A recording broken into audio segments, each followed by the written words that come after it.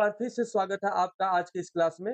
हमने आपके लिए क्लास 12th के फिजिक्स के प्रीवियस ईयर न्यूमेरिकल को स्टार्ट किया है, ठीक है? जिसमें हमारा जो लेसन चल रहा है उसका नाम है स्थिर वैद्युत विभव तथा धारिता, जिसमें बाकी क्लासेस जो है हमारे चैनल पर अपलोड कर दी गई हैं। अगर आप उसे नहीं देखे हैं तो हमारे चैनल पर जाकर देख लीजिए।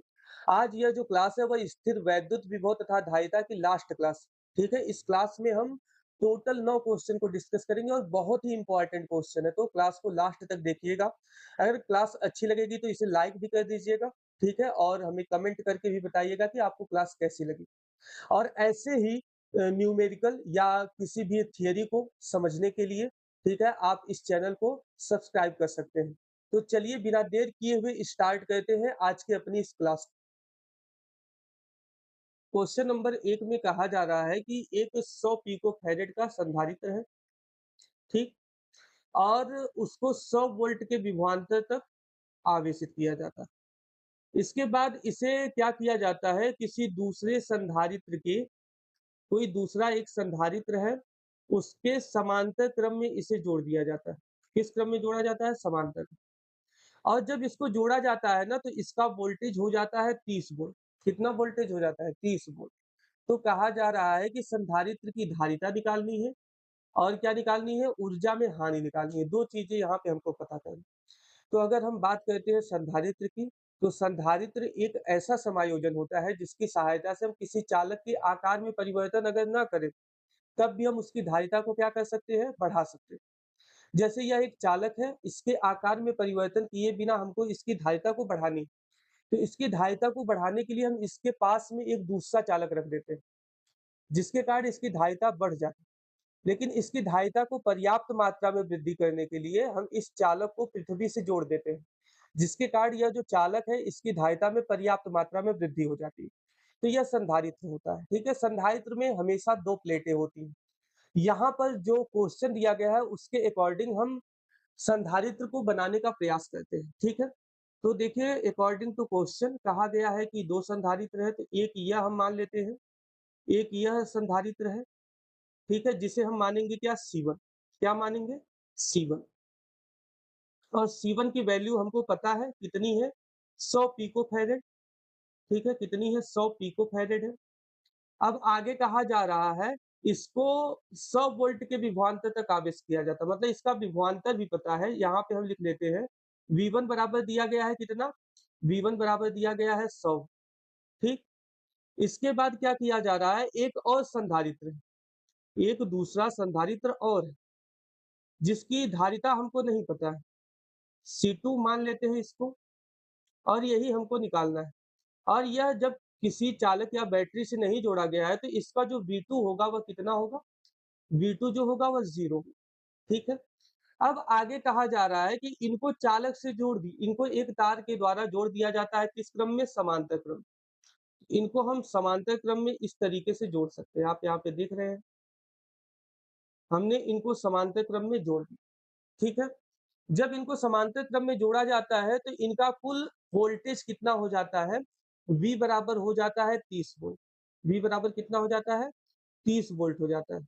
और इसी वोल्टेज को जब दोनों संधारित्रों को जोड़ने के बाद जो हमको फाइनली वोल्टेज मिलता है, इसी को उभयनिष्ठ विभव भी कहा जाता है। क्या कहा जाता है? उभयनिष्ठ विभव। जिसका फार्मूला क्या होता है उसको हम देखेंगे और उसी से सबसे पहले हम C2 का मान निकालेंगे। किसका मान निकालेंगे? C2 का मान सबसे पहले निकालेंगे। तो देखिए यहाँ पे यहाँ पे लिखा गया है उभयनिष्ठ विभव, तो उभयनिष्ठ विभव का सूत्र V बराबर होता है C1V1 plus C2V2 upon C1 plus C2। तो सबसे पहले हम C2 का मान निकालेंगे, तो संधारित्र की धारिता हमको पता चल जाएगी, ठीक है? V का मान कितना दिया गया है? 30 वोल्ट, तो V की जगह हम रख देंगे कितना? 30 वोल्ट बराबर। इसके बाद देखिए C1 का मान है 100 पिको फैरेड, तो 100 पिको फैरेड मतलब 100 गुणे 10 की घात माइनस 12, ठीक है? फैरेड हो जाएगा, पिको फैरेड को फैरेड में बदलने के लिए 10 की घात माइनस 12 से गुणा करते हैं, ठीक है? अब यहाँ पर देखिए इंटू V1 की वैल्यू कितनी दी गई थी? 100 वोल्ट, तो यहाँ पे इंटू 100 हो जाएगा, ठीक? प्लस C2 का मान तो हमको निकालना है, लेकिन V2 का मान कितना है? 0। यह 0 कब था? जब इसको जोड़ा नहीं गया था तब। यह V2 कब 0 है?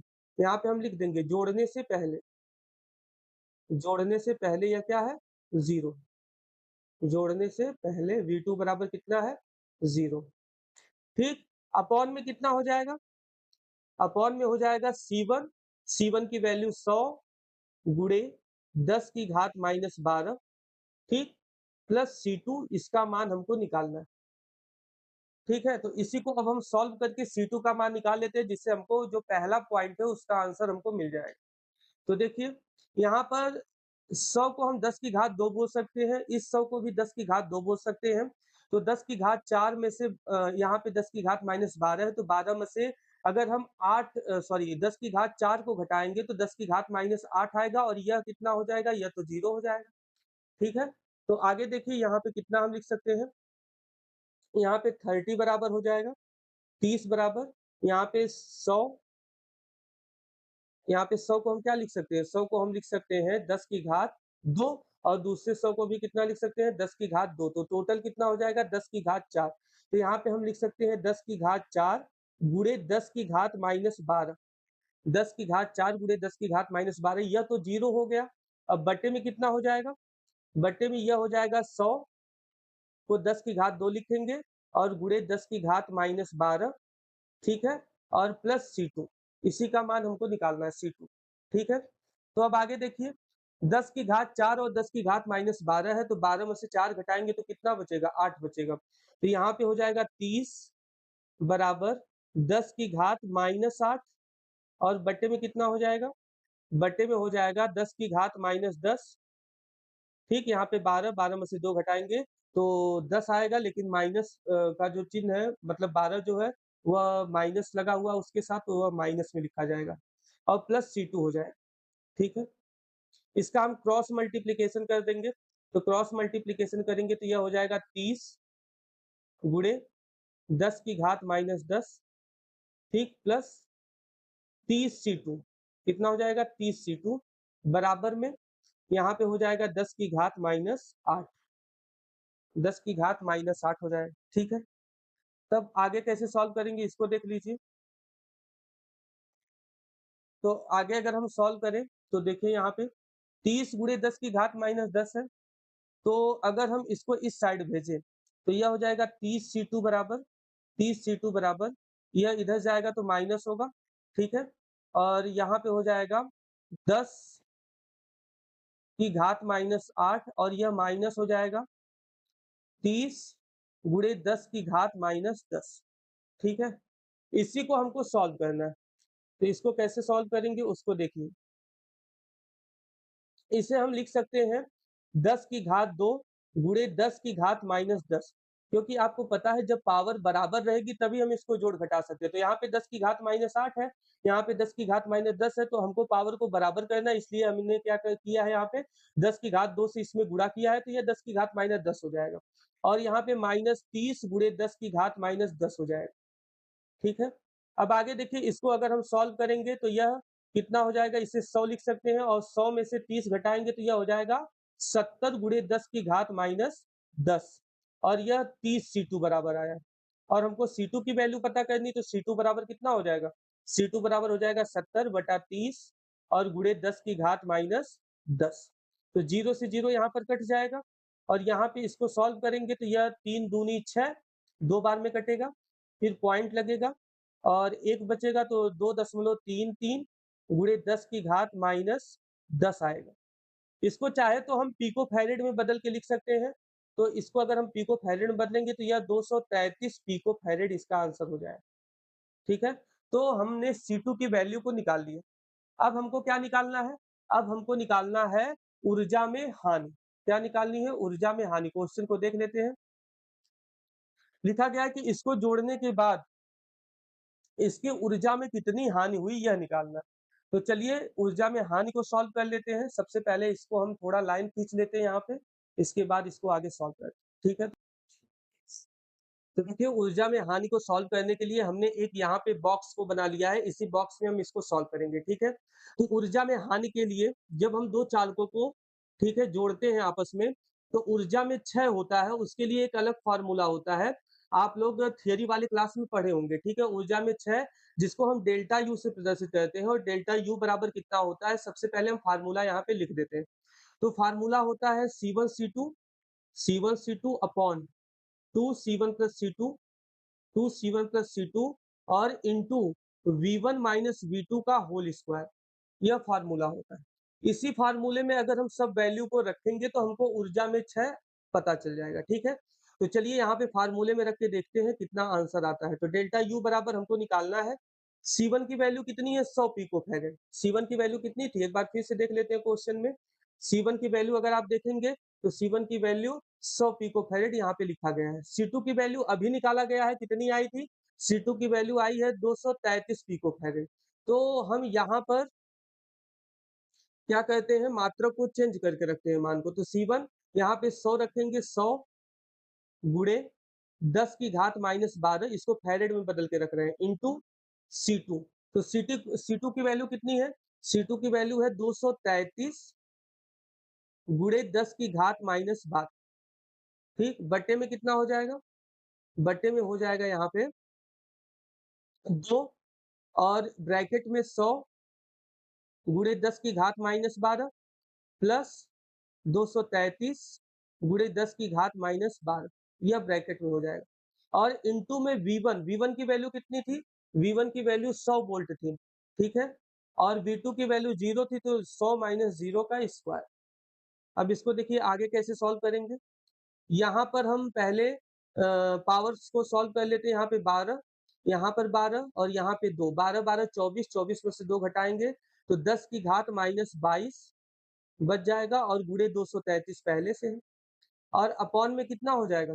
अपॉन में यहाँ पे देखिए 100 और 233, 333 हो जाएगा। 333 में 2 से गुणा करेंगे तो कितना हो जाएगा? 666 और गुणे 10 की घात माइनस 12, गुणे 10 की घात माइनस 12 और यहाँ पर कितना बचेगा? 10 की घात 4, कितना हो जाएगा? 10 की घात 4। अगर हम इस पूरे को सॉल्व करेंगे तो हम यहाँ पे फाइनली आंसर लिख देते हैं। तो देखिए इस पूरे को अगर हम सॉल्व करेंगे तो इसका फाइनली आंसर आएगा 3.49 गुणे 10 की घात माइनस 7 जूल में यह आंसर आएगा, ठीक है? इसे हम लगभग में क्या लिख सकते हैं? 3.5 गुणे 10 की घात माइनस 7 जूल। तो पहले क्वेश्चन का यह सॉल्व करने का तरीका है, आप इस तरीके से इसे सॉल्व कर सकते हैं, ठीक है? तो चलिए दूसरे क्वेश्चन की तरफ बढ़ते हैं, देखते हैं दूसरा क्वेश्चन क्या है।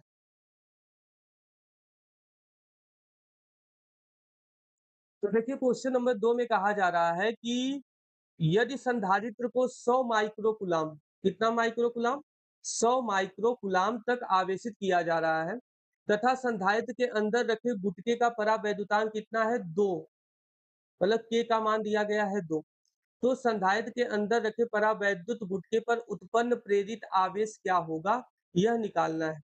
हमको क्या निकालना है? प्रेरित आवेश का मान। तो प्रेरित आवेश के लिए एक फार्मूला होता है, यह बहुत ही आसान क्वेश्चन है, केवल उस फार्मूले पे सब वैल्यू को रखेंगे और यह आंसर आ जाएगा। तो फार्मूला क्या होता है? प्रेरित आवेश को हम Q डैश से प्रदर्शित करते हैं, यहाँ पे लिख देते हैं प्रेरित आवेश, प्रेरित आवेश Q डैश, Q डैश बराबर होता है Q 1 माइनस 1 अपॉन के, Q 1 माइनस 1 अपॉन के। तो यहाँ पर Q की वैल्यू कितनी दी गई है? 100 माइक्रो कुलाम, तो इसे हम कुलाम में बदल के रखेंगे तो यह 100 गुणे 10 की घात माइनस 6 कुलाम हो जाएगा। और यहाँ पे ब्रैकेट में हम क्या लिखेंगे? 1 माइनस 1 अपॉन के की वैल्यू कितनी है? के की वैल्यू 2 दी गई, तो यहाँ पे हम रख देंगे 2। इसी को सॉल्व करेंगे और हमारा आंसर आ जाएगा।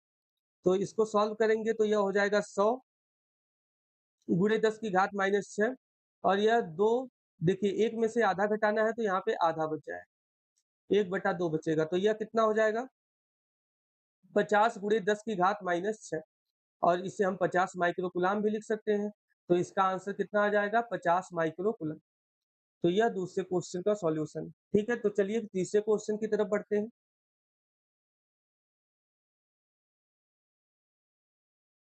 तो देखिए प्रश्न संख्या 3 में क्वेश्चन तो बहुत बड़ा है, लेकिन बहुत आसान क्वेश्चन है। यह 2024 में पूछा गया क्वेश्चन, ठीक है? कब पूछा गया है? 2024। यह 2024 में पूछा गया क्वेश्चन। तो क्या-क्या दिया गया है, सबसे पहले इसको पढ़ते हैं। प्रश्न संख्या 3 में लिखा गया है कि 2 संधारित्र हैं, एक की जो धारिता है वह C है और दूसरे की धारिता कितनी है 2C, ठीक? और समांतर प्लेट संधारित्र चित्रानुसार, यहाँ पे आप फिगर देख पा रहे हैं, यहाँ पे एक C धारिता वाला संधारित्र है और एक 2C धारिता वाला संधारित्र है, ठीक? इसको क्या किया गया है, चित्रानुसार V विभवांतर वाली बैटरी से जोड़ दिया गया है। यहाँ पे आप फिगर देख रहे हैं, यहाँ पे एक बैटरी लगाई गई है जिसका वोल्टेज कितना है V और इसी बैटरी से दोनों संधारित्रों को जोड़ दिया गया है, ठीक है? अब इसके बाद देखिए, तो पहली कंडीशन यह है, दूसरी कंडीशन में कहा जा रहा है कि यदि बैटरी को हटा दें, इस बैटरी को अगर हम यहाँ से हटा दें और क्या करें, बैटरी को हटाने के बाद जो यह C धारिता वाला संधारित्र है, यह जो C धारिता वाला संधारित्र है, इसके मध्य में पूर्ण रूप से K परावैद्युतांक वाला पदार्थ भर दें, मतलब इसके अंदर हम कोई क्या भर दें, पदार्थ भर दें K परावैद्युतांक वाला। तो हमको निकालना है पहला पॉइंट, संयोजन की कुल धारिता। मतलब कि यह जो पूरा संयोजन है, इसकी कुल धारिता कितनी यह निकालना है। और दूसरा निकालना क्या है, अंतिम विभवांतर और तीसरा कुल संचित ऊर्जा। तो 3 पॉइंट इसमें सॉल्व करने हैं, बहुत ही आसान क्वेश्चन है, तो चलिए इसे सॉल्व करते हैं, ठीक है? तो देखिए यहाँ पर लिखा गया है क्या, सबसे पहले हमको संयोजन की कुल धारिता निकालनी है, तो सबसे पहले धारिता निकालने के लिए आपको आवेश पता होना चाहिए। तो देखिए यहाँ पे हम कैसे निकालेंगे, सबसे पहले हम देखेंगे C और 2C को, तो C और 2C दोनों समांतर क्रम में जुड़े हुए हैं। किस क्रम में है? समांतर क्रम में। तो यहाँ पे लिख देंगे C तथा 2C समांतर क्रम में, समांतर क्रम में है, ठीक? किस क्रम में है? समांतर क्रम। तो समांतर क्रम में कैसे हम संधारित्र को जोड़ते हैं? हम क्या करते हैं, C इक्विवेलेंट निकालने के लिए इसे हम C डैश मान लेते हैं। C डैश बराबर हो जाएगा C प्लस 2C। कितना हो जाएगा? C plus 2C। तो यह कितना हो जाएगा? 3C हो जाएगा। तो कुल धारिता कितनी हो जाएगी? 3C। यह कब की धारिता है? यह जब हम बैटरी से जोड़े हुए थे तब, ठीक है ना? बैटरी से जोड़ने पर। यहाँ पे हम ब्रैकेट में बता सकते हैं इस बात को कि यह बैटरी से जोड़ने पर है। बैटरी से जोड़ने पर, ठीक? तुल्य धारिता कितनी आ गई? 3C। अब आगे देखिए, यहाँ पर बैटरी से जोड़ने पर इतना धारिता आ गई, तो आवेश निकाल लेंगे। आवेश, आवेश के लिए फार्मूला होता है Q बराबर CV। Q बराबर क्या होता है? CV। तो C का मान कितना आया? 3C और V का मान कितना है? यहाँ पे C डैश V हो जाएगा, ठीक है? तो C डैश का मान 3C और V का मान V ही रखना है, तो 3CV यह Q का मान आ गया, ठीक? अब आते हैं पहले पॉइंट पे, तो पहला पॉइंट हम यहाँ पे लिख देते हैं पॉइंट नंबर फर्स्ट। तो पॉइंट नंबर फर्स्ट में संयोजन की कुल धारिता पूछा गया है। कब? जब बैटरी को हटा दिया गया था तब। संयोजन, संयोजन की कुल धारिता, संयोजन की कुल धारिता। संयोजन की कुल धारिता कब पूछा गया है? जब बैटरी को हटा दिया जा रहा है तब कितनी धारिता होगी यह पूछा जा रहा है। तो संयोजन की कुल धारिता हम निकालेंगे यहाँ पे।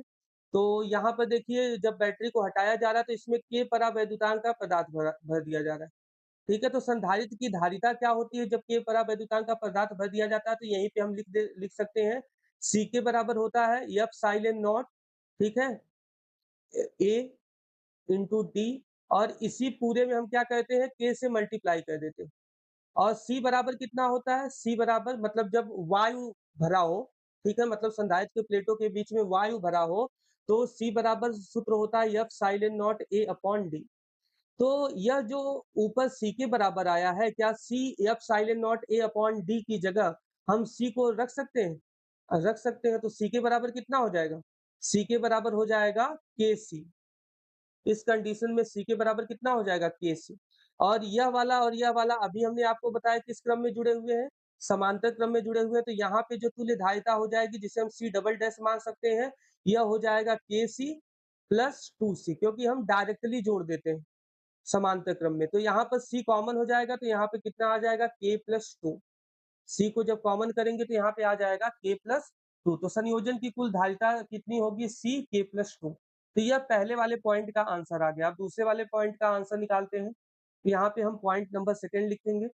देखिए, पॉइंट नंबर सेकंड में पूछा गया है कि संयोजन के बीच अंतिम विभवांतर, संयोजन के बीच अंतिम विभवांतर निकालने के लिए यहाँ पे हम v डैश मान लेते हैं इसे। v डैश बराबर कितना होगा, q अपॉन v बराबर q अपॉन c होता है, तो q upon c double dash होगा।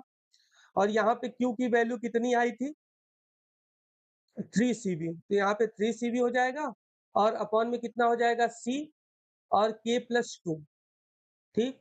तो c से c हम काट देंगे तो यहाँ पे कितना बचेगा, 3v अपॉन k प्लस 2, तो यह हो जाएगा आंसर, ठीक है। तो यह बहुत ही इजी क्वेश्चन है, आप देख पा रहे हैं कि यह बहुत ही आसान तरीके से सॉल्व हो जा रहा है। अब बस एक ही पॉइंट इसमें बचा हुआ है, जिसमें निकालना है संयोजन की कुल संचित ऊर्जा कितनी है। तो ऊर्जा के लिए भी संधारित्र की जो ऊर्जा होती है उसके लिए सूत्र होता है, ठीक है। यहाँ पे लिख देते हैं संधारित्र की ऊर्जा, पॉइंट नंबर थर्ड। तो पॉइंट नंबर थर्ड, संधारित्र संधारित्र की कुल ऊर्जा, कुल ऊर्जा, तो कितना हो जाएगा, U बराबर सूत्र होता है, U बराबर हाफ CV स्क्वायर। U बराबर कितना होता है, हाफ CV स्क्वायर। तो यहाँ पर U बराबर, यहाँ पे C की जगह कितना रखेंगे, C डबल डैश, V की जगह कितना रखेंगे, V डैश। तो यहाँ पे U बराबर कितना हो जाएगा, 1/2, C डबल डैश का मान कितना आया था, C, और यहाँ पे ब्रैकेट में K प्लस 2, ठीक।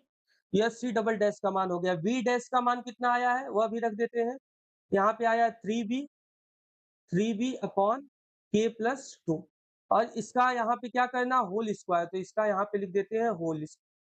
इसी को सॉल्व करेंगे और हमारा तीसरे पॉइंट का आंसर आ जाएगा। तो देखिए यहाँ पर हो जाएगा 1/2 और यह हो जाएगा c। यहाँ पर देखिए एक घात यह और एक घात यह कट जाएगा, तो यहाँ पे कितना बच जाएगा, यहाँ पे हम फाइनली आंसर लिख देते हैं, यहाँ पे 9v square upon k plus 2 बच जाएगा, ठीक है। k प्लस 2 बच जाएगा, यह ऊर्जा का मतलब संधारित्र की ऊर्जा का आंसर आएगा, ठीक है।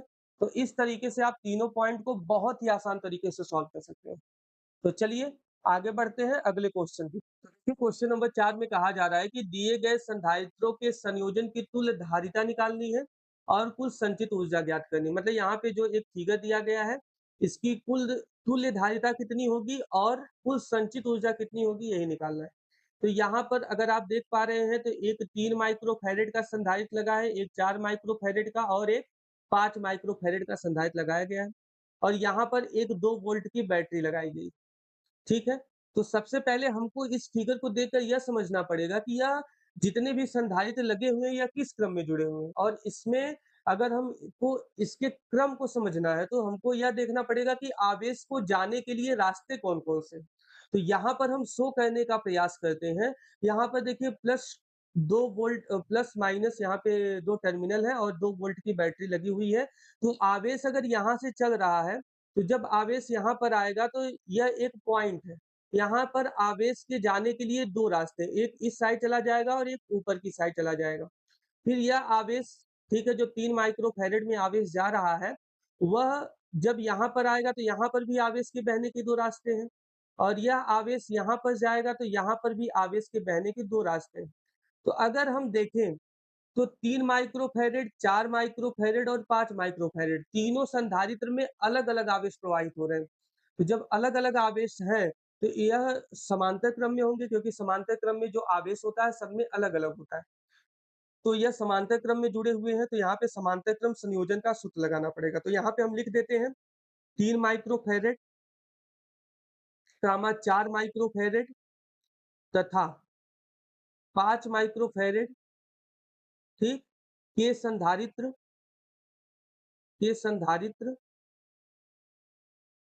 किस क्रम में है? ये संधारित्र समांतर क्रम में, समांतर क्रम में, समांतर क्रम में, ठीक, यह समांतर क्रम में संधारित्र है। तो समांतर क्रम में तुल्य धारिता निकालने के लिए सूत्र क्या होता है, C बराबर C1 plus C2 plus C3, ठीक, डायरेक्टली जोड़ देते हैं। तो C बराबर हो जाएगा 3 प्लस 4 प्लस 5, तो यह कितना हो जाएगा, 4 3 7 5 12 माइक्रोफैरेड, या सी की वैल्यू आ जाएगी। ठीक है, तो पहला आंसर जो तुल्य धारिता निकालना था वह निकल गया। अब हमको ऊर्जा निकालनी है, तो संधारित्र की ऊर्जा के लिए अभी हमने इसके पहले वाले क्वेश्चन में भी फार्मूला बताया था, वही फार्मूला यहाँ पर भी लगेगा। संधारित्र की जो धारिता होती है उसको यू से प्रदर्शित करते हैं, यू बराबर हो जाएगा हाफ सीवी स्क्वायर। तो सी की वैल्यू कितनी है 12 माइक्रोफैरेड, तो यहाँ पे हम इसको फैरेड में बदल के रखेंगे तो 12 गुणे 10 की घात माइनस 6 हो जाएगा। और बी का मान कितना है, कितने वोल्ट की बैटरी लगी हुई है 2, तो यहाँ पे बी का मान 2 रखेंगे, लेकिन स्क्वायर करना है तो 2 गुणे 2 हो जाएगा, तो 1 2 से क्या हो जाएगा कैंसिल, और 12 दूनी कितना हो जाएगा 24, या 24 गुणे 10 की घात माइनस 6 हो जाएगा। या तो इसे हम लिख सकते हैं 2.4 गुणे 10 की घात -5 जूल, तो यह आंसर हो जाए। ठीक है, तो यह प्रश्न संख्या 4 था। अब हम 5वें प्रश्न की तरफ बढ़ते हैं, तो देखते हैं 5वां प्रश्न क्या है। प्रश्न संख्या 5 में दिया गया है कि दिए गए परिपथ की सहायता से यहाँ पे एक फिगर बनाया गया है और इसकी सहायता से हमको पहला संयोजन की तुल्य धारिता निकालनी है। ठीक है, तो पहला इसमें जितने भी संधारित्र लगे हुए हैं, उनकी तुल्य धारिता कितनी है, सबसे पहले हमको यह निकालना है। ठीक, दूसरा क्या निकालना है, C1 पर आवेश कितना है। दूसरे पॉइंट में यह जो C1 है, ठीक है ना, इस पर आवेश निकालना है। और तीसरा संयोजन की कुल संचित ऊर्जा कितनी, मतलब जो कुल धारिता है और यहाँ पे एक बैटरी लगी हुई है, ठीक है, तो इसकी कुल ऊर्जा कितनी है यह निकालना है। तो सबसे पहले हम तुल्य धारिता निकालेंगे, तो देखिए, तो चलिए स्टार्ट करते हैं। तो तुल्य धारिता को निकालने के लिए यहाँ पे जो फिगर है इसमें अगर आप देख रहे हैं C2 और C3, यह दोनों संधारित्र श्रेणी क्रम में जुड़े हुए हैं। ठीक है, तो यहाँ पे हम लिख देंगे C2 तथा C3 श्रेणी क्रम में, श्रेणी क्रम में है। किस क्रम में है, श्रेणी क्रम में है। तो श्रेणी क्रम में है, तो इनको निकालने के लिए हमको पता है श्रेणी क्रम संयोजन का क्या होता है, फॉर्मूला 1/C डैश मान लेते हैं और यह हो जाएगा 1/C2 प्लस 1/C3। ठीक, और यहाँ पे मान को रखेंगे C2 के, तो C2 का मान कितना है 20 माइक्रोफैरेड, तो यहाँ पे 20 प्लस यहाँ पर कितना हो जाएगा 20, इसका भी है तो 1/20, और इसको सॉल्व करेंगे तो 2/20 हो जाएगा। और C डैश बराबर हो जाएगा कितना, ये इसको काटेंगे तो यह 10 होगा, C डैश बराबर निकालेंगे तो 10 माइक्रोफैरेड हो जाएगा C डैश। ठीक है, अब इन दोनों को जोड़ने के बाद, ठीक है, इन दोनों को जोड़ने के बाद कितना आ गया 10 माइक्रोफैरेड आ गया। ठीक है, अगर आप इस फिगर को यहाँ पर देखिए, हम बनाकर एक बार फिर से दिखा देते हैं, यहाँ पर 10 पहले से लगा हुआ था। ठीक है, और बाकी इन दोनों को जब जोड़ा गया तो कितना हो गया, इन दोनों को भी जोड़ने पर 10 हो गया यह। और इसके बाद यहाँ पर एक बैटरी लगी हुई थी और यहाँ पर एक और संधारित्र लगा हुआ है, कितना 20 माइक्रोफैरेड। ठीक है, तो यह कितना है, सब मान को पहले रख लेते हैं तो आसानी होगी। तो यहाँ पे C1 दिया गया है कितना 10 माइक्रोफैरेड, और यह C डैश कितना आया, यह भी 10 माइक्रोफैरेड। ठीक है, और यहाँ पे C4 दिया गया है, C4 बराबर 20 माइक्रोफैरेड है और यह 20 वोल्ट की बैटरी लगी हुई। ठीक है, अब अगर हम C1 और C डैश को देखें, यह जो हमने अभी फिगर को बनाया इसमें जो C1 है और जो C डैश, यह दोनों समांतर क्रम में है, तो इसको इधर सॉल्व कर लेते हैं। लिखेंगे, क्या लिखेंगे, C1 तथा C डैश किस क्रम में है, समांतर क्रम में, समांतर क्रम में, समांतर क्रम में। ठीक, तो समांतर क्रम संयोजन में हम क्या करते हैं, डायरेक्ट जोड़ देते हैं, तो C डबल डैश बराबर हो जाएगा C1 plus C dash. C1 की वैल्यू भी 10 है, ठीक है, यहाँ पे आप देख रहे हैं फिगर में, और C डैश की वैल्यू अभी निकाला गया 10 आया था, तो यह 10 और यह 10 कितना हो जाएगा, यह 20 माइक्रोफैरेड हो जाएगा। ठीक, अब यह जो फिगर है वह कुछ इस तरीके का हो जाएगा, देखिए यह फिगर अब कैसा बन जाएगा, यह फिगर यहाँ पे आ गया 20। ठीक, यहाँ पर एक बैटरी लगी हुई है, इस बैटरी को ऐसे ही लगाएँगे, और यहाँ पर भी कितना दिया गया था 20 दिया गया था जो कि C4। ठीक, सब यहाँ पे रख लेते हैं सब मान को, तो देखिए यहाँ पे C डबल डैश आया 20 माइक्रोफैरेड, और यहाँ पे C4 का मान कितना आया 20 माइक्रोफैरेड, और यहाँ पे यह जो है वह 20 वोल्ट। ठीक, अब इसको अगर हम देखें C डबल डैश और C4 को, तो सी डबल डैश और C4 यह दोनों किस क्रम में है? समांतर क्रम में। तो समांतर क्रम में हम सॉरी हाँ, ये दोनों नहीं, समांतर क्रम में नहीं। अगर हम सी डबल डैश और C4 को देखें तो यह दोनों समांतर क्रम में नहीं है। यह देखने में तो समांतर क्रम में लग रहे हैं लेकिन यह है श्रेणी क्रम, ठीक है? क्योंकि यहाँ से जब आवेश जाएगा तो जितना आवेश इसमें जाएगा उतना ही आवेश इसमें भी जाएगा। तो आवेश के जाने के लिए एक ही रास्ता है। इसलिए सी डबल डैश और C4 किस क्रम में है? श्रेणी क्रम में। तो इसको श्रेणी क्रम में जोड़ेंगे। तो यहाँ पे लिख देते हैं सी डबल डैश तथा C4 C4 किस क्रम में है? श्रेणी क्रम में। श्रेणी श्रेणी इसे मिटा देते हैं। किस क्रम में है? श्रेणी क्रम, ठीक? तो यहाँ पे हो जाएगा श्रेणी क्रम में है, श्रेणी क्रम में है। तो श्रेणी क्रम में फिर वही फ़ॉर्मूला लगाएँगे और यहाँ पे जो निकलेगा वह तुल्य प्रतिरोध निकलेगा। तो यहाँ पे 1/C इक्विवेलेंट लिखते हैं, ठीक? और यह 1/C डबल डैश हो जाएगा प्लस 1 बटा कितना हो जाएगा? C4 और यहाँ पे सब वैल्यू को रखेंगे तो 1/C इक्विवेलेंट कितना आ जाएगा? यहाँ पे हो जाएगा 1/C डबल डैश का मान 20 और 1/C4 का मान भी 20 हो जाएगा। तो इसको सॉल्व करेंगे तो यह फिर 2/10 आएगा मतलब 2/20 आएगा और यह कितना हो जाएगा 1/10 और C इक्विवेलेंट अगर निकालेंगे तो कितना हो जाएगा? यह 10 माइक्रोफैरेड हो जाएगा C का। तो तुल्य धारिता हमको निकालनी थी तो तुल्य धारिता हमारी आ गई कितना 10 माइक्रोफैरेड। ठीक, अब क्वेश्चन में देख लेते हैं दूसरा पॉइंट क्या निकालना है। तो क्वेश्चन में दूसरा पॉइंट कह रहा है C1 पर आवेश।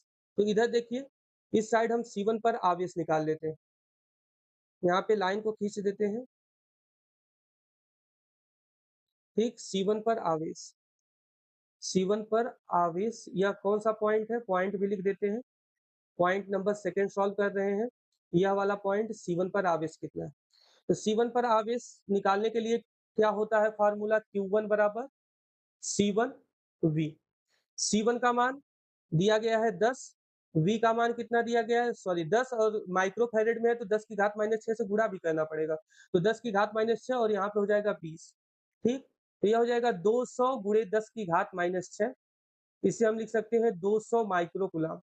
कितना लिख सकते हैं? 200 माइक्रो कूलम्ब। तो C1 का मान आ गया 200 माइक्रो कूलम्ब, यह आंसर आ गया इसका। तीसरा पॉइंट पूछा है कि संयोजन की कुल संचित ऊर्जा। तो संयोजन की कुल संचित ऊर्जा निकाल लेते हैं पॉइंट नंबर थर्ड। इसको इधर निकाल लेते हैं, यह दिखेगा नहीं, ये नीचे निकाल लेते हैं, ठीक है? यहाँ पर एक बॉक्स बना के इसको निकाल लेते हैं।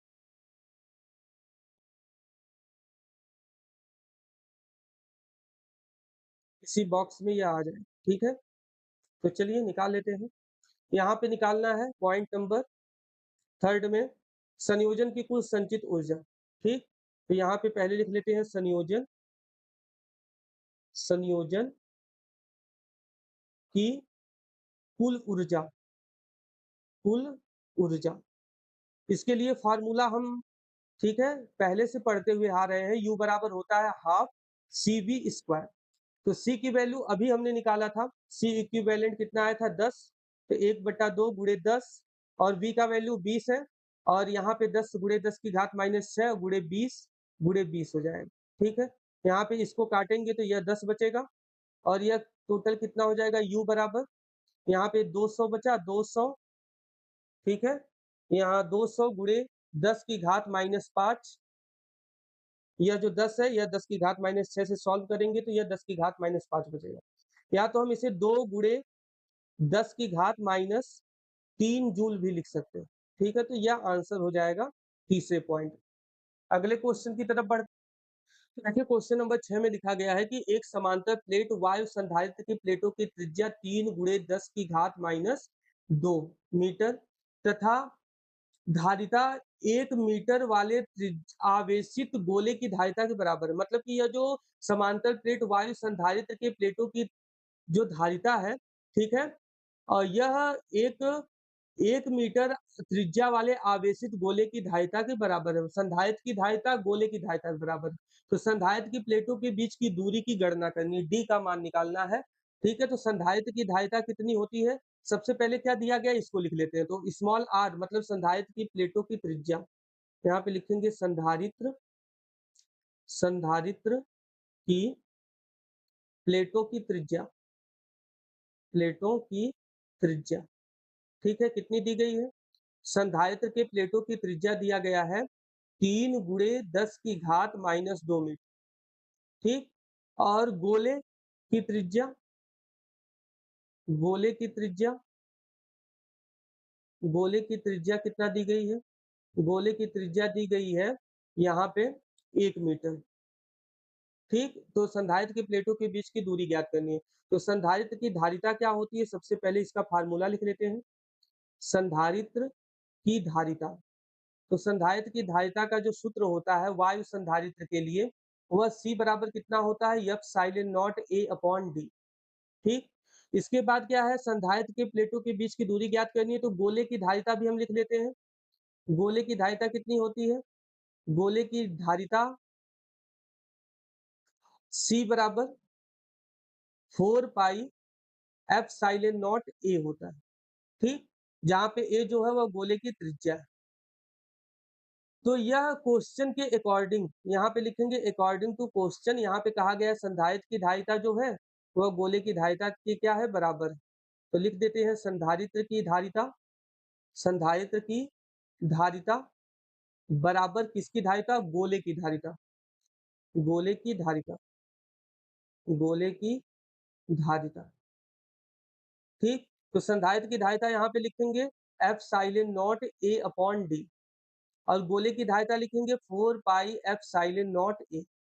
तो यहाँ पर अगर आप देख रहे हैं, एप्सिलॉन नॉट से एप्सिलॉन नॉट क्या होगा? कट जाएगा। D का मान निकालना है, और A बराबर संधारित्र की धारिता अगर हम बात करेंगे तो उसका क्षेत्रफल A बराबर पाई आर स्क्वायर होगा, यहाँ पे लिख देंगे पाई आर स्क्वायर, और अपॉन में D बराबर यहाँ पे हो जाएगा 4 पाई A, ठीक? तो पाई से पाई भी यहाँ पे कट जाएगा, और हमको D का मान निकालना है, तो D बराबर कितना हो जाएगा? D बराबर हो जाएगा, देखिए D बराबर हो जाएगा आर स्क्वायर अपॉन 4A, कितना हो जाएगा? आर स्क्वायर अपॉन 4A, और यहाँ पे हम सब वैल्यू को रखेंगे और आंसर आ जाए। तो वैल्यू क्या-क्या रखना है? आर की वैल्यू रखनी है 3 गुणे 10 की घात -2, तो 3 गुणे 10 की घात -2 गुणे 3 गुणे 10 की घात -2, क्योंकि यहाँ पर क्या है?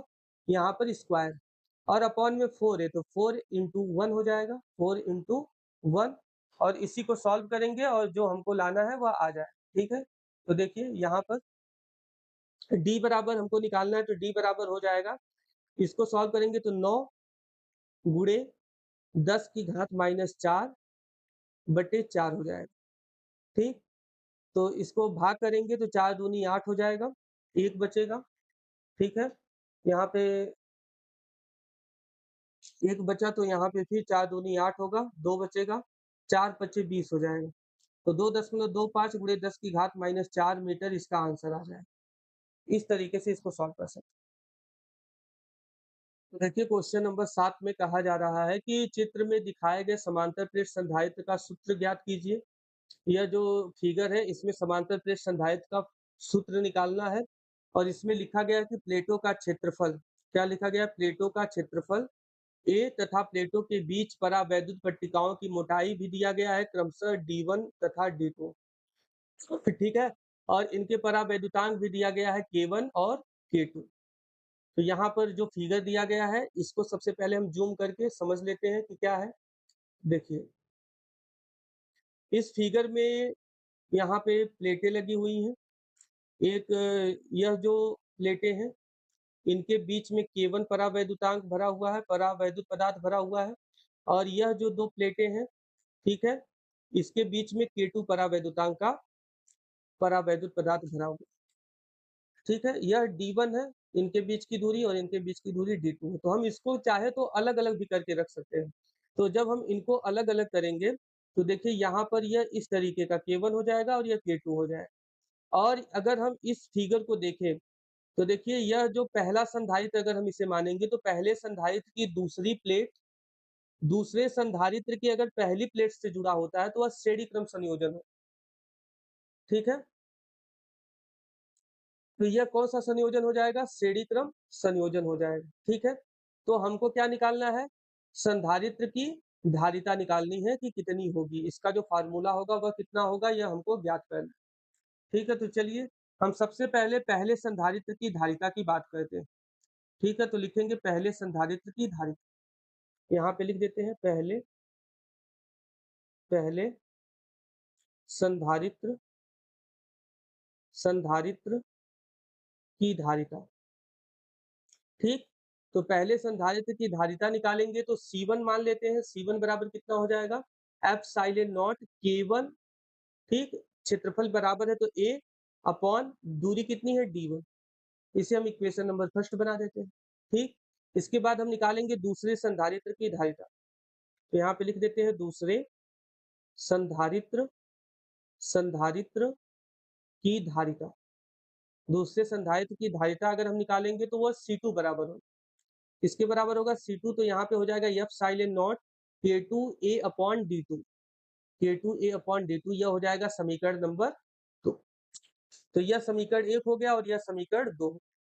अब क्योंकि यह दोनों किस क्रम में जुड़े हुए हैं? यह दोनों जो प्लेटें हैं वह श्रेणी क्रम में जुड़े हुए हैं। तो श्रेणी क्रम संयोजन का फार्मूला क्या होता है? तो यहाँ पे लिख देंगे श्रेणी क्रम के लिए। क्या लिख देंगे? श्रेणी श्रेणी क्रम के लिए। तो श्रेणी क्रम के लिए क्या सूत्र होता है? इसको लिख देंगे। तो देखिए 1/C बराबर होता है 1/C1। 1/C बराबर कितना होता है? 1/C बराबर 1/C1 प्लस 1/C2। यहाँ पे C1 और C2 का मान रखेंगे तो कितना हो जाएगा? देखिए 1/C बराबर 1/C1 का मान हम रखेंगे epsilon not K1A upon D1। अब आगे देखिए C2 का मान कितना रखना है? C2 का मान भी निकाला गया है तो कितना आया है? Epsilon not K2A upon D2। तो अगर आप देखेंगे तो D1 का यह ऊपर गुणा हो जाएगा, इसमें D2 का ऊपर गुणा हो जाएगा, ठीक? तो D1 और D2 का जब ऊपर गुणा होगा तो यह कितना हो जाएगा? 1/C बराबर हो जाएगा D1 upon epsilon not K1A plus D2 upon epsilon not K2A। अब हम इसका एलसीएम लेके सॉल्व करेंगे, हमको C का मान निकालना है, ठीक है? तो इसका एलसीएम कितना हो जाएगा? Epsilon not A K1 K2, ठीक? K1 और K2। यहाँ पे कितना होगा? Epsilon not A K1 K2। तो देखिए यहाँ पे हो जाएगा कितना? K, ठीक है? अब अगर हम देखेंगे तो यहाँ पर epsilon not A K1 cut जाएगा तो कितना बचेगा? K2 बचेगा, तो यहाँ पे हो जाएगा K2 D1। इसमें सब कट जाएगा, कितना बचेगा? इसमें सब कट जाएगा तो K1 बचेगा, तो यह हो जाएगा K1 D2। K1 D2। तो यह 1/C बराबर आया, लेकिन हमको किसके बराबर निकालना है? C बराबर निकालना है। तो C बराबर कितना हो जाएगा? C बराबर हो जाएगा एप्सिलॉन नॉट, ठीक है? A K1 K2 upon K2 D1 plus आगे कितना बचेगा? K1 D2। K1 D2 यह हो जाएगा आंसर, ठीक? तो इस तरीके से हम क्वेश्चन को सॉल्व कर सकते हैं। फिर प्रश्न संख्या 8 में दिया गया है कि यहाँ पे एक C1 माइक्रोफैरेड, ठीक? और एक C2 माइक्रोफैरेड, एक C1 माइक्रोफैरेड और एक C2 माइक्रोफैरेड धारिता के दो संधारित्रों को समांतर क्रम में जोड़ा जाता है। किस क्रम में जोड़ा जाता है? समांतर क्रम में जब जोड़ा जाता है तो क्या होता है? उसकी तुल्य धारिता 20 माइक्रोफैरेड हो जाती है। कितनी हो जाती है? 20 माइक्रोफैरेड। और जब इन्हीं को श्रेणी क्रम में जोड़ा जाता है तो इनकी धारिता हो जाती है 4.8 माइक्रोफैरेड। ठीक है, तो हमको C1 और C2 का अनुपात निकालना है। C1 का और C2 का अनुपात निकालना है। यहाँ पे एक कंडीशन भी दी गई है, C1 is greater than C2। तो चलिए इस क्वेश्चन को सॉल्व करते हैं। अगर हम क्वेश्चन को पढ़ें तो इसमें लिखा है कि C1 तथा C2 धारिता के दो संधारित्र को समांतर क्रम में जोड़ने पर इनकी धारिता 20 माइक्रोफैरेड हो जाती है। किस क्रम में? समांतर। तो यहाँ पे लिखेंगे समांतर क्रम में जोड़ने, ठीक? समांतर क्रम में जोड़ने पर, समांतर क्रम में जोड़ेंगे तो देखिए कितना हो जाएगा। यहाँ पे समांतर क्रम के लिए जो सूत्र होता है C डैश, इसे मान लेते हैं C डैश बराबर हो जाएगा C1 plus C2। C1 plus C2 और C1 प्लस C2 का मान दिया गया है, कितना दिया गया है 20 माइक्रोफैरड, तो C1 प्लस C2 बराबर कितना हो जाएगा 20 माइक्रोफैरड। समांतर क्रम में जोड़ने पर 20 माइक्रोफैरड है, तो इसलिए हम यहाँ पे 20 माइक्रोफैरड रखकर इसको समीकरण नंबर फर्स्ट बना देते हैं। इसके बाद दूसरा क्या कहा जा रहा है कि समांतर क्रम के बाद उसे श्रेणी क्रम में जोड़ा जाता है, तो लिखेंगे श्रेणी क्रम में जोड़ने, श्रेणी क्रम में जोड़ने पर, श्रेणी क्रम में जोड़ने पर, तो श्रेणी क्रम में कैसे जोड़ा जाता है 1 बटा सी डैश बराबर, यहाँ पे इसे डबल डैश बना देते हैं, बराबर 1 बटा C1 प्लस 1 बटा C2 यह हो जाए, ठीक। और इसका मान दिया गया है, श्रेणी क्रम में जोड़ने पर यह कितना हो जाता है, यह हो जाता है 4.8 माइक्रोफैरड, तो 1 बटा यहाँ पे 4.8 रख देंगे, बराबर कितना हो जाएगा 1 बटा C1 प्लस 1 बटा C2। इसको हम 10 से अगर ऊपर-नीचे गुणा कर दें तो दशमलव हट जाएगा, तो 10 से गुणा कर देते हैं तो यह 10 बटा कितना हो जाएगा 48 और इस साइड को सॉल्व करेंगे तो यह C1 C2 इसका एलसीएम हो जाएगा और यह हो जाएगा C1 प्लस C2 और ऊपर समीकरण नंबर 1 में C1 और प्लस C2 का मान दिया गया है 20 माइक्रोफैरड, तो इसको डायरेक्टली यहाँ पे लाके रख देंगे, तो यह कितना हो जाएगा 10 बटा 48 बराबर यह हो जाएगा 20 बटा कितना C1 C2, तो यहाँ से हमको C1 और C2 का मान निकल जाएगा, ठीक। तो यहाँ पर देखिए यह C1 प्लस C2 जो था ना वह यह समीकरण नंबर 1 से इसका मान यहाँ पे रखा गया है, ठीक है, तो इसको यहाँ पे ध्यान दीजिए। अब इसको सॉल्व करेंगे तो यह देखिए 0 से 0 कट जाएगा और C1 C2 बराबर कितना आ जाएगा C1 इंटू C2 बराबर आ जाएगा 48 में 2 से गुणा करेंगे तो 96 हो जाएगा, ठीक है, तो यह 96 आ जाएगा C1 इंटू C2 यह समीकरण नंबर 2 हो जाएगा। देखिए हमको C1 और C2 का अनुपात निकालना है, तो हमको C1 का मान अलग चाहिए, C2 का मान अलग चाहिए। C1 और C2 का मान अगर निकल जाएगा तो हम उसी में भाग कर देंगे तो आंसर आ जाएगा। तो हमको C1 और C2 को निकालना है, तो C1 और C2 को निकालने के लिए हमको समीकरण बनाना पड़ेगा। C1 प्लस C2 हमारे पास है, हम एक C1 माइनस C2 बना लेंगे, तो यह आसानी से निकल जाएगा। तो C1 माइनस C2 का एक फ़ॉर्मूला होता है, C1 माइनस C2 का होल स्क्वायर बराबर होता है C1 प्लस C2 का whole square, C1 plus C2 का whole square minus 4 C1 C2 यह एक सूत्र होता है, ठीक है। तो इसको जब हम सॉल्व करेंगे तो C1 माइनस C2 का जो रियल फार्मूला होगा मतलब कि a माइनस b का होल स्क्वायर, इधर इसको लिख देते हैं, इधर देखिए इसको लिख देते हैं a माइनस b का होल स्क्वायर बराबर होता है a का स्क्वायर प्लस b का स्क्वायर माइनस 2ab, ठीक। तो इसी फार्मूले को हम ऐसे भी लिख सकते हैं a माइनस बी का होल स्क्वायर बराबर, इसको हम लिख सकते हैं a प्लस बी का होल स्क्वायर माइनस 4ab। अगर हम इसको सॉल्व करेंगे तो यह इसी के बराबर आ जाएगा, तो इसी के अकॉर्डिंग यह फार्मूला यहाँ पे लिखा गया है।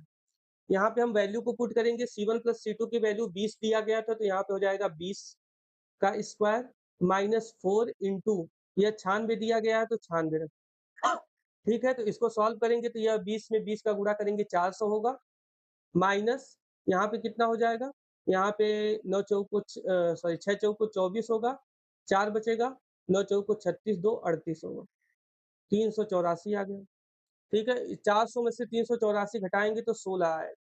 तो यहाँ पे C1 माइनस C2 का होल स्क्वायर बराबर कितना आ गया 16, तो C1 माइनस C2 बराबर कितना आएगा, C1 माइनस C2 बराबर आ जाएगा करड़ी में 16 और करड़ी में 16 बाहर निकालेंगे तो यह 4 आ जाएगा, कितना आ जाएगा 4।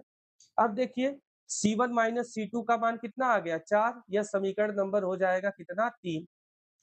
समीकरण 1 और समीकरण 3 को हम जोड़ देते हैं, ठीक है। समीकरण 1 तथा समीकरण 3 को जोड़ने पर यहाँ इसके नीचे चलते हैं, तो देखिए यहाँ पे हम लिख देते हैं समीकरण 1 समीकरण 1 प्लस समीकरण कितना 3। समीकरण 1 कितना है, समीकरण 1 है C1 plus C2, C1 plus C2, समीकरण 3 कितना है C1 माइनस C2, तो जोड़ना है तो C1 माइनस C2 हो जाएगा। इस साइड को जोड़ेंगे तो इधर 20 था, इधर कितना था 4, तो 20 4 कितना हो जाएगा 24। तो यहाँ पर देखिए C2 से C2 क्या होगा कट जाएगा, तो यहाँ पे कितना बचेगा 2C1, 2C1 बराबर कितना आ गया 24, तो C1 बराबर कितना हो जाएगा, C1 बराबर हो जाएगा 12। C1 का मान आ गया 12 माइक्रो फैरेड। अब अगर हमको C2 का मान निकालना है तो इस 12 को या तो समीकरण 3 में रख दे या तो समीकरण 1 में रख दे, हमको C1 का मान मिल जाएगा। ठीक है, तो यहाँ पे हम क्या कहते हैं कि समीकरण 3 में रख देते हैं। तो यहाँ पे लिखेंगे समीकरण 3 से। देखिए यहाँ पे लिखेंगे समीकरण समीकरण 3 से। समीकरण 3 से यहाँ पे समीकरण 3 में क्या है, C1 माइनस C2 बराबर 4 और किसका मान आया था यहाँ पे? यहाँ पे आया था C1 का मान। तो यहाँ पे हो जाएगा 12 माइनस C2 बराबर 4। तो C2 बराबर कितना हो जाएगा? 12 माइनस 4 बराबर 8। तो यह 8 माइक्रो फैरेड आ जाएगा। और हमको निकालना था अनुपात। हमको क्या निकालना था? अनुपात। तो यहाँ पे हमको C1 अपॉन C2 निकालना है। ठीक है, C1 अपॉन C2 निकालना है। तो C1 का मान कितना है? C1 का मान आया है 12/8। ठीक है, इसको सॉल्व करेंगे तो यह कितना होता है? 6 दूनी 12 और 4 दूनी 8। अभी भी यह कट सकता है। 3 दूनी 6, 2 दूनी 4। तो यह 3 संबंधे 2 इसका आंसर आ जाए। ठीक है, C1 संबंधे C2 कितना आएगा? 3 संबंधे 2। तो चलिए अगले क्वेश्चन की तरफ बढ़ते हैं। तो देखिए हम आ गए हैं अपने लास्ट क्वेश्चन पे। हमारा आखिरी क्वेश्चन है 4 माइक्रोकूलम और -2 माइक्रोकूलम के 2 आवेश है और इनको कहाँ पे रखा जाता है? वायु में 1 मीटर की दूरी पर रखा जाता है और इन आवेशों को मिलाने वाली किस रेखा पर विभव शून्य होगा, यह हमको निकालना है। मतलब कि वह दूरी बतानी है जहाँ पर विभव शून्य होगा। इस टाइप के क्वेश्चन बहुत ही ज़्यादा इंपॉर्टेंट होते हैं और यह क्वेश्चन जो है एग्जाम में बहुत बार पूछे जाते हैं इस टाइप के। ठीक है, तो सबसे पहले हम इसको फिगर के द्वारा समझ लेते हैं। यहाँ पर एक +4 माइक्रोकूलम का आवेश है। ठीक, इससे 1 मीटर की दूरी पर एक -2 माइक्रोकूलम का आवेश। यह दोनों आवेश एक दूसरे से 1 मीटर की दूरी पर स्थित है क्वेश्चन के अनुसार। अब अगर हमको यह निकालना है कि किस दूरी पर यह विभव शून्य होगा तो हम मान लेते हैं कि 4 माइक्रोकूलम से यक्स दूरी पर। कितनी दूरी पर? यक्स दूरी पर विभव क्या होगा? शून्य होगा। यहाँ पे हम इसे बिंदु P मान लेते हैं। तो जब 4 से यह यक्स दूरी है तो यह -2 माइक्रोकूलम से कितनी दूरी होगी? -2 माइक्रोकूलम से यह दूरी हो जाएगी 1 माइनस यक्स, क्योंकि पूरी दूरी कितनी थी? 1। तो 1 माइनस यक्स दूरी हो जाएगी इस। अब हम यहाँ पे 4 माइक्रोकूलम के कारण -2 माइक्रोकूलम के कारण निकालेंगे, फिर परिणामी निकालेंगे, उसको 0 दिखा देंगे और यक्स का मान आ जाएगा। ठीक है, तो चलिए सबसे पहले हम लिख लेते हैं +4 माइक्रोकूलम के कारण बिंदु बिंदु कहाँ पर? बिंदु P पर विभव। बिंदु P पर विभव। ठीक, तो इसे हम V1 लिखते हैं। V1 बराबर कितना हो जाएगा? देखिए 1/4 पाई एप्सिलॉन नॉट और यह हो जाएगा कितना? Q। Q की जगह हम 4 गुणे 10 की घात -6 रखेंगे क्योंकि यह माइक्रोकूलम में है। ठीक, और बटे बीच की दूरी कितनी है? यक्स। तो यहाँ पे हो जाएगा यक्स। यह समीकरण नंबर फर्स्ट हो जाएगा। इसी तरीके से हम -2 माइक्रोकूलम के कारण निकालेंगे तो लिखेंगे माइनस -2 माइक्रोकूलम के कारण बिंदु P पर विभव। बिंदु P पर विभव। ठीक, तो जब -2 माइक्रोकूलम के कारण निकालेंगे तो यह V2 हो जाएगा। कितना हो जाएगा? V2। और V2 बराबर 1/4 पाई एप्सिलॉन नॉट और यह हो जाएगा 2 गुणे 10 की घात -6 बटे 1 माइनस यक्स। यह समीकरण नंबर 2 हो जाएगा। अब बिंदु P पर परिणामी विभव निकालेंगे तो लिखेंगे बिंदु बिंदु P पर परिणामी विभव। ठीक, परिणामी विभव। तो बिंदु P पर परिणामी विभव V बराबर हो जाएगा कितना? V1 minus V2 sorry plus V1 plus V2। ठीक, तो यहाँ पर देखिए यह माइनस के कारण था तो यहाँ पे हम इस माइनस भी लगाए। ठीक, अब आगे देखिए यहाँ पे जो परिणामी विभव है वह कितना होना चाहिए? वह शून्य होना चाहिए। क्वेश्चन में कहा गया कि परिणामी विभव क्या होगा? शून्य होगा। तो परिणामी विभव को जब शून्य दिखाएंगे तो V1 प्लस V2 बराबर कितना हो जाएगा? 0। तो V1 बराबर हो जाएगा -V2। V1 बराबर कितना हो जाएगा? -V2। यहाँ पे V1 और V2 की वैल्यू को रख देते हैं। V1 की वैल्यू कितना रखेंगे? 1/4 पाई एप्सिलॉन नॉट और यहाँ पे हो जाएगा 4 गुणे 10 की घात -6 बटा यक्स। अब यहाँ पे देखिए यह माइनस में है, यह भी माइनस में है तो प्लस हो जाएगा। यहाँ पे डायरेक्टली रख देंगे 1/4 पाई एप्सिलॉन नॉट और यह हो जाएगा 2 गुणे 10 की घात -6 बटे 1 minus x. 1/4 pi epsilon not से 1/4 पाई एप्सिलॉन नॉट कट जाएगा, ठीक? इसके बाद देखिए 10 की घात -6 से 10 की घात -6, 2 एकम 2, 2 दूनी 4, तो यहाँ पर कितना बच गया 2/x और यहाँ पे बचा 1/1 माइनस x, तिर्यक गुणा कर देते हैं, ठीक है? तो तिर्यक गुणा करेंगे तो यह 2 माइनस 2x हो जाएगा, ठीक? बराबर x हो जाएगा, 2x को इधर ट्रांसफर करेंगे इस साइड, तो यह कितना हो जाएगा 2x प्लस x बराबर 2 और यह कितना हो जाएगा 2x प्लस x कितना होगा 3x हो जाएगा, कितना हो जाएगा 3x, 3x बराबर 2 हो जाएगा और x बराबर कितना हो जाएगा 2/3, तो इतनी दूरी पर जो विभव होगा वह क्या होगा 0। तो यहीं यहीं पर यह क्लास समाप्त होती है और वैद्युत विभव तथा धारिता वाला जो लेसन है उसके प्रीवियस ईयर के सभी क्वेश्चन को हमने सॉल्व कर दिया, ठीक है? तो क्लास कैसी लगी हमें ज़रूर बताइएगा, मिलते हैं अगली क्लास में, तब तक के लिए जय हिंद।